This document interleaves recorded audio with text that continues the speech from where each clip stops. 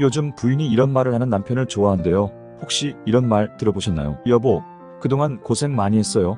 이제 편히 삽시다. 라는 말이라네요. 그럼 이 말의 뜻이 무엇인지 좀 더 이야기해 볼까요? 혹시 여러분들은 은퇴 후 인생의 후반전을 잘 계획하고 계십니까? 노후 준비와 나는 노후에 어떤 모습으로 어떻게 살 것인가 생각은 해보셨는지요? 오늘 저는 여러분께서 은퇴 이후의 삶을 잘 계획해 놓으신 분이라 해도 나이가 들면서 신체가 나약해지는 것은 막을 수가 없고 하던 일을 손에서 놓았으니 별로 할 일이 없어 하루하루가 지루하고 외롭고 쓸쓸하게 지날 수밖에 없으리라 생각합니다. 주변의 노인들을 보니 자기 입에 들어가는 밥도 하기 어려워 힘들어하는 모습을 보면서 죽을 때까지 자기 손으로 밥은 끓여 먹어야 하는 것이 너무 안쓰러워 지금처럼 살아오던 모습에서 벗어나 즐겁고 행복하게 밥도 하지 않고 공동 식사로 편하게 생활하는 방법에 대하여 좋은 정보와 아이디어를 함께 나누어 보고자 합니다. 저와 함께 대화를 나누며 우리 노인들의 미래를 생각해 보았으면 좋겠습니다. 제 이야기를 들어보시고 대화를 나누고 싶으신 분이 계시면 010-4923-9989로 전화 주시기 바랍니다. 우리는 이미 고령화 사회에 진입했으며 핵가족화로 자식들은 이미 출가하여 여러분의 곁을 떠나고 자기들의 삶을 열심히 살아가고 있죠. 부모님과 같이 살 수 있는 상황도 아니고 또 멀리 떨어져 살다 보니 몇 주에 한 번 찾아오기도 힘들겠죠. 그러니 떨어져 살고 있는 자식들의 마음도 편하지는 않을 것입니다. 이런 상황 속에 부모들은 부부 둘이 살거나 아니면 홀로 사시는 경우도 많으실 텐데요. 요즘은 아이들에게 의지하기가 정말 어려워졌죠. 많은 노인들은 빈집에서 찾아오는 사람도 없이 홀로 생활을 하다 보니 빈둥지 증후군이라고 두려움을 느끼면서 외롭고 쓸쓸하게 살아가고 계실 줄로 압니다. 지금 말고 몇 년을 더 내다보고 생각해보면 더욱 실감이 나며 미리 노후 대책을 세워놓지 못한 것이 후회할 때가 올지 모릅니다. 너무 서론이 길어졌죠. 그래서 이런 생각을 하다 보니 나와 생각과 뜻이 같고 공감하는 사람들과 같이 함께 모여 사는 공동체를 만들어 사회적으로 문제가 되는 노인들의 생활 문제를 해결해 나갈 좋은 아이디어를 나눠보고자 합니다. 혼자는 절대 할 수 없는 일입니다. 그래서 뜻이 맞는 사람을 만나 함께 만들어 가고 싶습니다. 제가 꿈꾸고 만들어갈 공동체는 단순히 주거를 하는 아파트나 전원주택이 아닙니다. 또한 실버타운이나 요양원도 아닙니다. 그렇다고 리조트나 펜션도 아닙니다. 이는 지금까지 우리가 살아오던 주거 생활 방식에서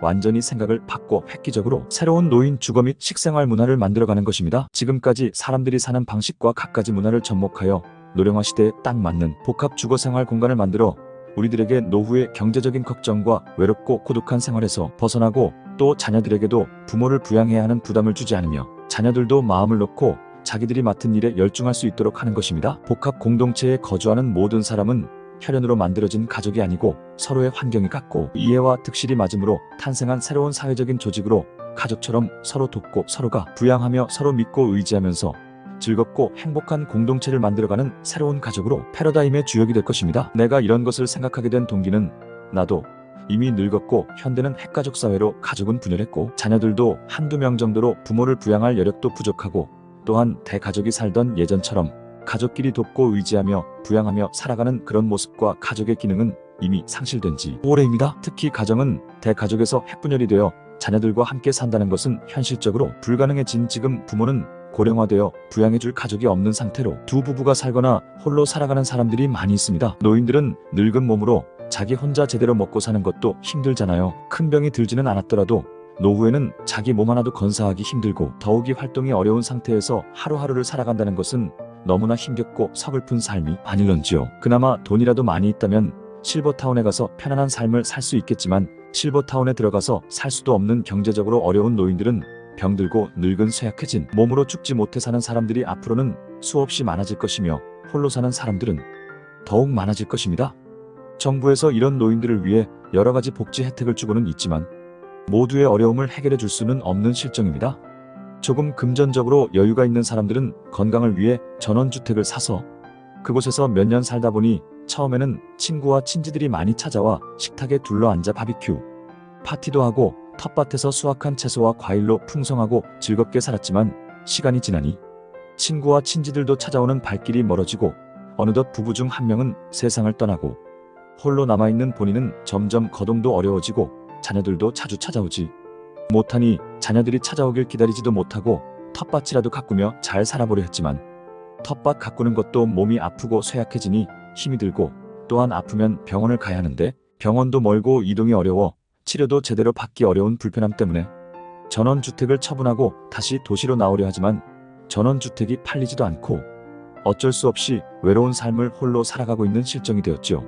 그리고 더 이상 부양해줄 사람이 없이는 혼자 살 수 없는 때가 되니 이젠 할 수 없이 요양원에 가는 수밖에 없는데 요양원이라는 곳이 산 사람들의 무덤 같아서 그곳에서는 생명을 연장하는 것 외에 삶에 아무런 의미가 없고 죽는 날만 기다리고 있는 것 같아 요즘은 많은 사람들이 요양원에 가지 않으려 하지만 어쩔 수 없이 요양원으로 가야 하는 신세가 되지요. 특히 빌딩 속에 있는 요양원은 잠시 바람이라도 쐬고 싶어도 쐴 수 있는 자연 공간도 없고 또 자녀들이 면회를 와도 함께 시간을 보내며 식사도 하고 그동안 하지 못했던 대화도 하며 회포를 풀 수 있는 장소도 없어 그저 자녀들이 병문안 왔다 가듯이 얼굴만 잠시 보며 아쉬움만 남기고 헤어지는 현실 속에서 부모님들은 더욱 집으로 돌아가고 싶은 마음과 외로움으로 가슴만 더 아파집니다. 나는 내가 이런 환경을 맞이하는 것이 너무나 두려워 나 자신이 그런 삶을 탈피하고 즐겁고 행복한 노후를 생각하다 여기까지 생각이 이른 것입니다. 요즘은 많은 사람들이 찌들고 고달픈 일상을 벗어나 후울 털고 며칠이라도 마음 편하게 쉬다 올 곳을 찾는 사람들이 많이 있다고 하네요. 펜션이나 호텔 리조트와 같은 곳은 며칠 머물다 오려면 많은 비용이 들어가고 그래서 생긴 것들이 한 달 살기, 하숙 생활하기 등 며칠 쉬다 올 만한 시설이 생기고 있지만 그것도 며칠 쉬다 보면 잠시 즐겁고 행복감이 들 뿐이지요.